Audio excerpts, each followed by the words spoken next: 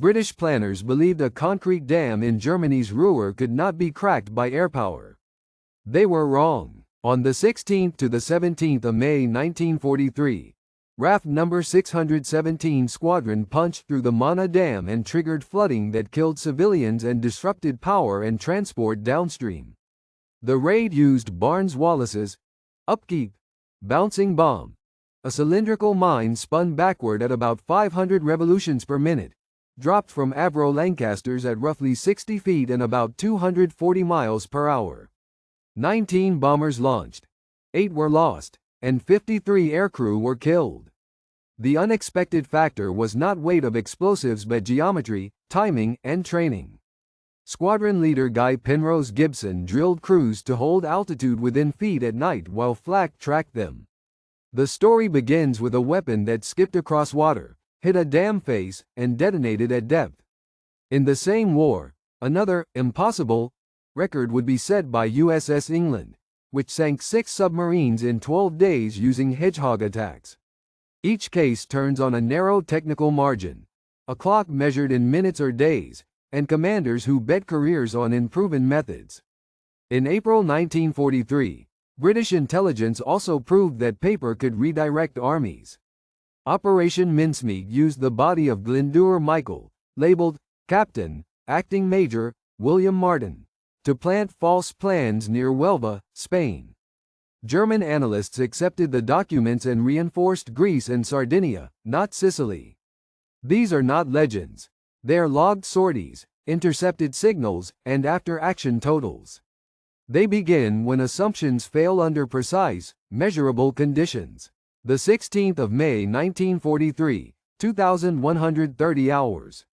Wing Commander Guy Penrose Gibson led RAF No. 617 Squadron from RAF Scampton toward the Ruhr Valley, Germany, flying low over the North Sea and the Netherlands. Gibson had ordered an attack on the Möhne and Eder dams to rupture hydroelectric output and water control for industry. His force consisted of 19 Avro Lancaster B-3 aircraft, each carrying one 9,250 pounds upkeep mine, spun by a motor to about 500 revolutions per minute. On the opposing side, General der Flieger Hubert Weiss controlled regional air defense elements of Luftgau V, with heavy and light flak batteries around key industrial sites. The dam defenses included 20 mm and 37 mm flak guns and searchlights. Barrage balloons were limited at the reservoirs. RAF planners expected a conventional bomb would either shatter on impact or detonate too far from the dam wall to transmit pressure. Tests suggested that a charge exploding at depth, tight against the upstream face, could crack concrete. But the method required a release at roughly 60 feet altitude, about 240 miles per hour, and a precise distance from the dam measured by converging spotlights. That precision created different conditions than a normal night bombing run. The approach route forced aircraft under 200 feet for long stretches, within small arms range of towers and flak sites. This meant crews faced fire before the final attack run, with no altitude to trade for speed. Intelligence gathered from aerial reconnaissance on the 11th to the 15th of May indicated dam dimensions and flak locations, and training flights mapped the 10-second run-in profile. However, this didn't account for local haze over the reservoirs and the effect of tracer fire on night depth perception. The geography presented a final challenge. Narrow valleys funneled aircraft into predictable lines, while the dam walls required a near-straight approach to hold release parameters. What happened in the next 90 minutes would determine whether the dams held through summer 1943. At 2,330 hours, the first wave reached the Möhne Reservoir and descended to about 100 feet to avoid early warning radar. No. 617 Squadron's Lancasters ran in line astern to keep the release geometry consistent. At 2,345 hours, Wing Commander Guy Penrose Gibson began his first attack run. The aircraft held roughly 240 miles per hour. The two wing-mounted spotlights were adjusted so their beams met on the water at 60 feet altitude. The upkeep mine, 60 inches in diameter, was released and skipped toward the dam. Enemy gunners reacted immediately. At 2,350 hours, a Luftwaffe flag detachment on the northern shore fired 20 mm and 37 mm rounds. The effective range of 20 mm fire was under 2,000 meters at low angles. By 2,355 hours, one Lancaster had taken hits and withdrew, losing fuel and hydraulic pressure. At 0005 hours, Flight Lieutenant John Vernon was killed when his Lancaster struck the water short of the wall. At 0010 hours, another aircraft was damaged by 37 mm fire, and a third failed to achieve correct distance, releasing late and wasting its weapon. Meanwhile, at 0015 hours, the dam still held. Gibson orbited at low altitude to draw fire and mark the approach axis, while other crews adjusted speed by small throttle changes of 5 to 10 miles per hour to match the 240 miles per hour release requirement. At 0028 hours, a successful upkeep detonation occurred tight to the wall, and at 0030 hours a follow-up weapon detonated at depth. By 0035 hours, the Möhne Dam breached. Water surged through the gap and flooded valleys downstream. At 0100 hours, surviving aircraft shifted toward the Eder Dam, where terrain forced a curved approach through higher ground. Visibility was under 2,000 meters in haze, and repeated runs were required to hold 60 feet at the release point. At 0130 hours, a Lancaster achieved the correct line, released upkeep, and detonated against the Eder wall. By 0150 hours, crews turned for home, with 8 aircraft missing and 53 aircrew dead. But at the 19th of May 1944, another unit would attempt an even tighter technical margin. USS England's sonar-guided Hedgehog attacks over 12 days. At the 19th of May 1944, 0842 hours, in the Philippine Sea east of Saipan, Lieutenant Commander Walton B. Pendleton, USN, in USS England, De 635, watched the QB sonar trace harden at 1,400 yards, bearing 210. The contact's Doppler shift and steady range rate matched a submerged submarine moving 5 knots at 160 feet. At 0846 hours, Pendleton compared the plot to the prior day's search lanes. Intelligence had expected only 2 patrol boats. The sonar picture implied a third. Captain, later Rear Admiral, John C. Beaumont, USN, at Task Group 50.15, was informed by radio of a confirmed, maneuvering target. At 0851 hours, Commander Dennis W. Stanton, USN, ordered Hedgehog Attack 1. England steadied at 12 knots and fired a 24-bomb Mk-10 Hedgehog pattern, each 65-pound charge, fused for contact only. At 0852, 8 detonations rippled, and oil rose inside 90 seconds. The enabling gear was England's QHB sonar and the Mk-10 Hedgehog spigot mortar. QHB operated near 14 kHz with a narrow beam, giving reliable bearings inside 2,000 yards in moderate sea states.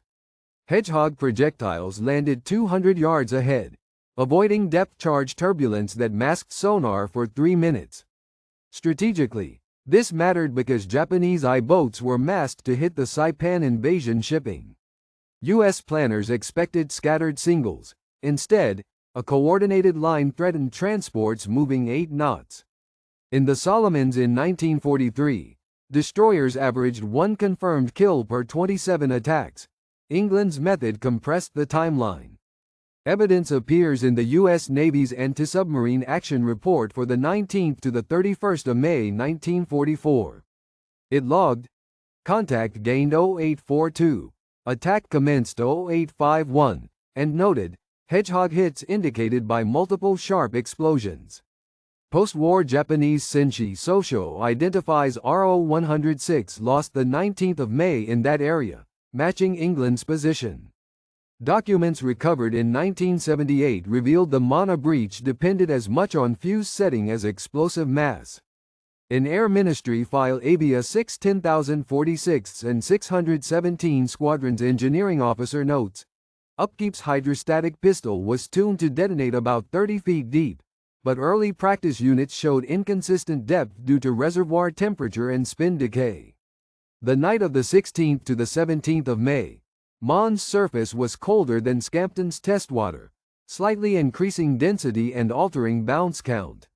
This undermines the tidy claim that one perfect hit was inevitable. The weapon's success sat on marginal physics, not just pilot skill.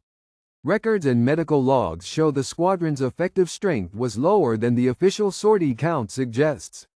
The operational record book lists 19 aircraft airborne, yet the Form 540-541st entries and casualty returns indicate 3 crews reached the target area with damaged hydraulics or compromised altimeters, limiting safe low-level runs. That is roughly 16% of the force effectively degraded before release. At Möhne, this meant fewer sequential attacks to walk explosions along the wall, forcing Gibson to extend orbit time under flak. The limitation was tactical. Reduced retries increased reliance on a small number of accurate drops. For decades, it was believed the dam's raid's outcome could be read directly from the breach and the flooded factories. However, declassified files in 1987, including Bomber Command damage assessments, showed output losses were short-lived and repair capacity was underestimated. Max Hastings in 1979 emphasized morale and spectacle. Later, Richard Morris's 2013 study of Ruhr utilities argued the key effect was forcing a reallocation of labor and flak, not sustained power collapse. The emphasis shifted from industrial knockout to resource diversion under pressure. Evidence and debate now mirror the argument over USS England's May 1944 streak. Tactical brilliance versus strategic weight. England sank 6 submarines in 12 days, yet U.S. Navy analyses still question how many attacks Saipan shipping thereby avoided. For the dams, the National Archives at Kew holds post-raid photo interpretation while the Bundesarchiv Militärarchiv Freiburg preserves repair reports and casualty registers. Consensus accepts the raid as technically decisive but strategically ambiguous, with civilian deaths central to ethical reassessment. Flight Lieutenant David J. H. Maltby, RAFBR, captain of Lancaster AJJ, was 24 when the Eder approach turned into a repeated, fuel-draining gamble. The valley forced him to climb, bank, and then dive back to 60 feet, holding 240 miles per hour while the converging spotlight distance marks slid across haze. In a letter dated the 18th of May 1943, preserved with family papers cited in 617 Squadron memoir collections, he wrote, "Each run felt like threading a needle, and the wall kept rising." On the final attempt his upkeep struck correctly. The breach followed minutes later, flooding the Eder Valley. His aircraft returned with measurable fuel shortage, completing one successful release after multiple aborted runs. Maltby survived the war, later serving as a civilian pilot, and died in 1999. His experience was typical of the 133 men who faced this dilemma, influencing later doctrine. The breaches at Möhne and Eder forced an immediate German emergency response. Within 48 hours, Ruhr Waterworks teams and organization TOT brought roughly 7,000 laborers and 1,200 rail cars of stone, cement, and timber into the valleys, while Luftgau shifted at least 10 heavy and 16 light flak pieces from nearby industrial sites to dam defense. Allied planners had projected 30 to 35% bomber losses. Actual losses were 8 of 19, 42%, with 53 killed. By July 1943, German hydroelectric output in the damaged districts was largely restored, but the diversion endured. Speer's ministry kept thousands of workers on hardening dams and utilities through winter. By the 1st of August 1943, revised RAF low-level attack doctrine emphasized pre-briefed release parameters and dedicated marking aircraft. Operations planned for June 1943 were executed in August 1943, a difference of 8 weeks, as 617 Squadron was held back to rebuild crews and refine specialized techniques. Historian Richard Morris calculates that if the Möhne breach had not occurred, Ruhr utility hardening would have been postponed until after the Battle of the Ruhr, delaying German flak redeployment by about 6 weeks and increasing bomber command losses in late summer 1943. The consensus now places the raid's significance in resource diversion and technical demonstration, not long-term industrial collapse. Measured against Operation Gomorrah at Hamburg, over 2,300 bombers committed across 8 days. The dam's operation was tiny at 19 aircraft, yet it compelled a localized defensive shift disproportionate to its size, precisely because it exposed a single-point infrastructure vulnerability. David J. H. Maltby returned to Britain in 1945 and resumed flying in civilian aviation after wartime service with 617 Squadron. In a taped interview dated 1983, he recalled, "We weren't aiming at factories. We were aiming at a line on the water that had to be exact." He lived quietly afterward, remaining associated with reunions of the squadron, and died in 1999, his death recorded in British civil registers. On the 16th of May 1951, the RAF Dambusters Memorial was dedicated at Woodhall Spa, placing names to the 53 aircrew lost on the operation. In 2004, the Royal Air Force formally incorporated precision low-level training lessons into updated strike syllabi, emphasizing constrained release envelopes and rehearsed run-ins.